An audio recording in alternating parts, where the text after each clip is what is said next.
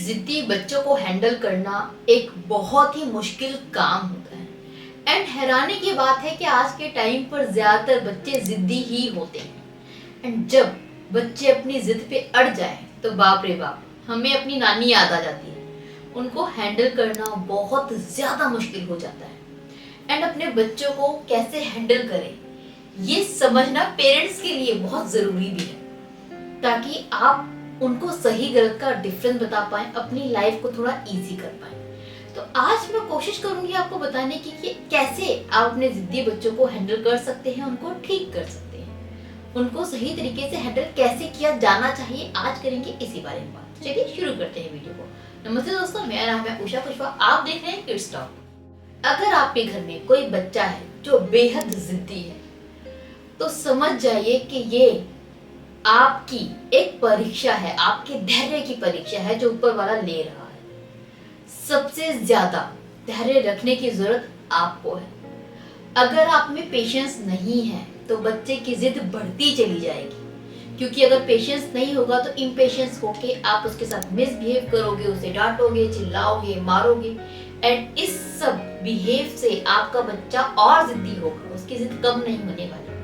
Many time हम parents समझते हैं कि यार बच्चा जिद कर रहा है तो पीट दो ताकि दोबारा ना करे। उसको पता होना चाहिए ये काम करने से वो पिटता है, बट इसका रिजल्ट उल्टा होता है। वो एक बार जिद करता है, पिटता है, दोबारा जिद करता है और पिटता है, तीसरी बार जिद करता है और ज्यादा पिटता है। इसका रिजल्ट क्या होता है? बच्चे को पिटने की आदत पड़ जाती है। फिर उसको लगता है कि यार नहीं, क्या ही करेंगे पेरेंट्स, मार तो लेंगे, मारने दो, कोई फर्क नहीं पड़ता। बच्चे ढीठ हो जाते हैं। तो मारने का, डांटने का कोई इम्पैक्ट नहीं होता बच्चों पे, बल्कि नेगेटिव ही असर होता है। तो इन सब चीजों से दूर ही रहे, इससे सिचुएशन वर्स्ट हो जाएगी, इंप्रूव नहीं होने वाली। तो कैसे सुधारें, अब बात ये आती है। देखिए, जिद्दी बच्चों को सुधारने के लिए जो सबसे पहला काम आप कर सकते हैं वो है थोड़ा उनको प्यार से ट्रीट करना।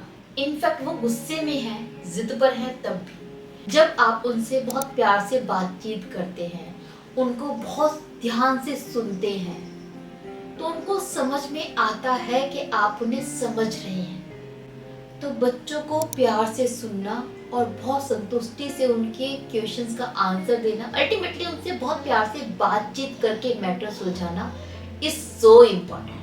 क्योंकि जब तक प्यार से बात नहीं होगी चीजें हैंडल नहीं होने वाली। बच्चों को ये फील देना जरूरी है कि हाँ, उनकी भावनाओं की भी कद्र होती है, उनको पेरेंट्स समझते हैं, उनकी भी रिस्पेक्ट होती है। ये फील आप तभी दे पाएंगे जब आप उनसे प्यार से बात करेंगे, उनके इमोशंस को समझने की कोशिश करेंगे एंड उनको ये समझाएंगे कि आप उन्हें समझते हैं। दूसरा, उनको चॉइसेस देना सीखिए।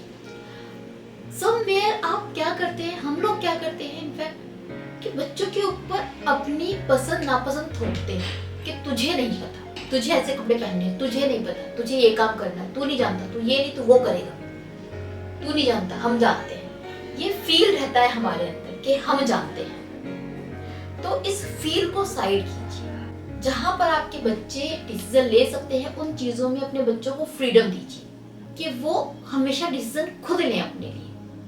एटलीस्ट डिसीजन ना लेने तो दो चॉइसेस दे हर चीज के लिए।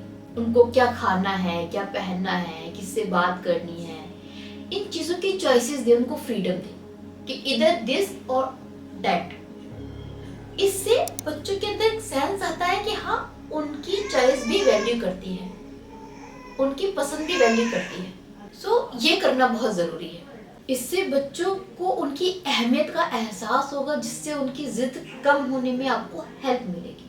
साथ में जरूरी है कि हम अपने बच्चों से बहुत क्लियरली बात करें नियम और रेगुलेशन के बारे में। बच्चों को क्लियरली ये बताना कि क्या चीज गलत है एंड कौन सी चीज बर्दाश्त नहीं की जाएगी, बहुत जरूरी है। लाइक बच्चे बाहर जाके मिसबिहेव करते हैं कई बाहर वालों के सामने, तो ये क्लियर करना बहुत जरूरी है कि सब चीजें ठीक है, लेकिन बाहर जाके किसी के आगे आप हम लोगों से बदतमीजी करोगे तो ये एक्सेप्टेबल नहीं है, या बाहर जाके अननेसेसरी आप जिद करोगे तो एक्सेप्टेबल नहीं है। कुछ चीजें आप अपने बच्चों को बहुत स्ट्रिक्टली क्लियरली समझाओ एंड उसके साथ में टिके रहो कि नहीं करना है तो नहीं करना। Do this. बीच में कोई भी चेंजेस नहीं होंगे। ऐसा नहीं है कि आप एक बार मना कर रहे हैं कि भाई जिद मत करो बाहर जाके किसी के सामने, एंड जब बच्चा बाहर जाके जिद कर रहा है तो आप जिद पूरी भी कर रहे हैं। ये दोगला बिहेवियर रखोगे तो बच्चे कंफ्यूज हो जाएंगे। बच्चों को आपने कह दिया कि बाहर जाकर जिद नहीं करनी है, करोगे तो पूरी नहीं होगी तो नहीं करनी है फिर आपको जिद पूरी, चाहे कुछ भी हो जाए, चाहे आपको फंक्शन बीच में छोड़ के आना पड़े, लेकिन उसकी जिद पूरी नहीं होनी चाहिए, ताकि बच्चों को समझ में आए कि वो रूल एंड रेगुलेशन फॉलो करना ही पड़ेगा, उस पर कोई चॉइस नहीं है। इसके साथ ही जरूरी है अगली चीज जो आप करेंगे कि उनको सुनिए। जब बच्चों के अंदर बहुत सारी बातें होती हैं, उनको लगता है कि उन्हें कोई समझ नहीं रहा, हालांकि आप समझते हैं, बट चूंकि बच्चे अपने जुबान से आपको समझा नहीं पाए तो उनके अंदर एक सेंस होता है कि यार इनको नहीं पता मुझे क्या चाहिए। ऐसे में वो जिद्दी बन जाते हैं, मिसबिहेव करते हैं अपनी बात मनवाने के लिए। तो बच्चों को अपनी इमोशंस बाहर निकालने दो, इससे आप उनको ज्यादा अच्छे तरीके से समझ पाओगे। दूसरा, उनको समझा पाओगे। जब तक आप किसी को सुनते नहीं हो आप उसको समझा नहीं सकते, क्योंकि आप समझ नहीं सकते। इसलिए बच्चों को प्यार से सुनना बहुत जरूरी है, बहुत ज्यादा जरूरी है।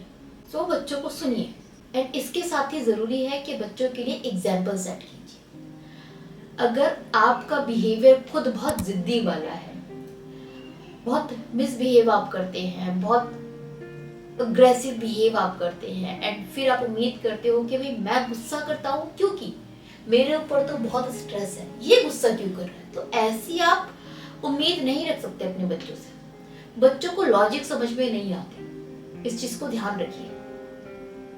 वो जो देखते हैं वो करते हैं। अगर वो आपका बिहेव देखते हैं गंदा है, घटिया है, बुरा है, अब्यूसिव है, अग्रेसिव है, तो ऑटोमेटिकली वैसा बिहेव करना शुरू कर देते हैं। तो सबसे पहले अपना बिहेवियर सुधारिए अगर आप उनके बिहेवियर में इंप्रूवमेंट देखना चाहते हैं तो ये बहुत जरूरी है। तो आप करके ही उनका बिहेवियर सुधार सकते हैं, सिर्फ लेक्चर से नहीं, लेक्चर से कुछ नहीं होने वाला।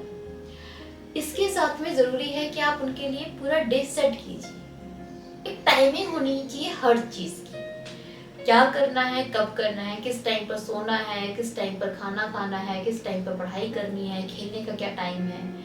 जब एक शेड्यूल बन जाता है ना, तो वो ऑब्वियसली, वो ऑटोमेटिकली आपके बॉडी में सेट हो जाता है। जैसे आपने कार देखा है ना, कार शुरुआत में कितना डिफिकल्ट होता है चलाना, सीखना, लेकिन धीरे धीरे आपकी बॉडी उस चीज को एक्सेप्ट कर लेती है। फिर आप बात कर करके भी कार चला लेती है, कभी एक्सेप्ट नहीं होता, क्योंकि आपकी बॉडी ने उसको एक्सेप्ट कर लिया है, अडॉप्ट कर लिया है। उसी तरीके से जब एक नियम बन जाता है तो उनकी बॉडी भी उस चीज को एक्सेप्ट कर लेती है, ऑटोमेटिकली उनकी बॉडी वैसे काम करती है, दिमाग वैसे काम करता है, उसमें फिर जिद की और बहसबाजी की गुंजाइश बचती ही नहीं है। तो एक रूटीन सेट करना जरूरी है अपने बच्चों के लिए, इससे भी उनके जिद्दी बिहेवियर में आप इंप्रूवमेंट देखेंगे।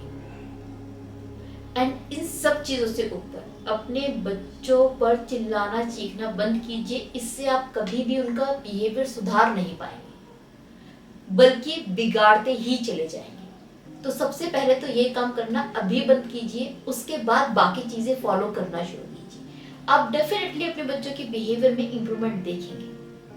होप इस वीडियो से आपको थोड़ी बहुत हेल्प मिलेगी, आपके बच्चों के बिहेवियर में इंप्रूवमेंट होगा। इसी उम्मीद के साथ मैं विदा लेती हूँ। Happy parenting.